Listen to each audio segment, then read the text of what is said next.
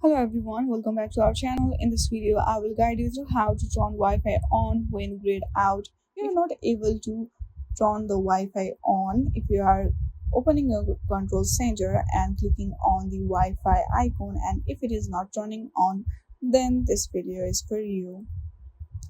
To fix this issue, first of all, go to your settings and hit on the screen time. From there, scroll down and then go to the content and privacy restriction and turn it off. Enter your password and go back to your setting page. From there, hit on the general and check if any options is available. If there are any, then please do update your app by using cellular data.